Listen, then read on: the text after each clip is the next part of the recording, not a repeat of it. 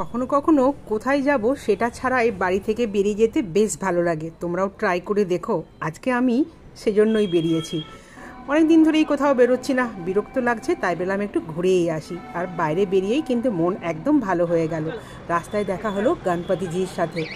ঠাকুর চললেন আবার ফিরে নিজের বাড়িতে, আবার 1 বছরের অপেক্ষা। এখনও অবশ্য অনেক প্যান্ডেলেই ঠাকুর আছে। 10 দিনের জন্য তো ঠাকুর থাকেনি, অনেকে আবার 3 দিন রেখে বিসর্জন দিয়ে দেয়। সেরকমই এরকম একটা প্যান্ডেল আমার চোখে পড়লো, তাই চলে এলাম গণেশজির কাছে একটু দর্শন করতে। খুব সুন্দর মণ্ডপটা সাজিয়েছিল, ঠাকুরও ছিল খুব সুন্দর দেখতে। পাশেই ছিল গরম গরম জিলিপির দোকান। গরম গরম জিলিপি বাজার গন্ধ আমার নাকে আসছিল, তো লোভ সামলাতে না পেরে চলে এলাম সেখানে গরম গরম জিলিপি কিনতে। কাঠি ভাজা, বাদাম ভাজা, ছোলা ভাজা, মটর ভাজা, নানা রকমের নিমকি বেশ ভালো লাগছিল দেখতে। এই দোকানগুলো মেলা বা পুজো এই সময়েই চোখে পড়ে। গরম গরম জিলিপি কিনে যখন বাড়িতে এলাম, ছেলে তো খুব খুশি। গরম গরম জিলিপি খেতে অনেকেই খুব ভালোবাসে। আর জিলিপিগুলো ছিল যেমন গোল্ডেন কালারের দেখতে, সেরকম ক্রাঞ্চি।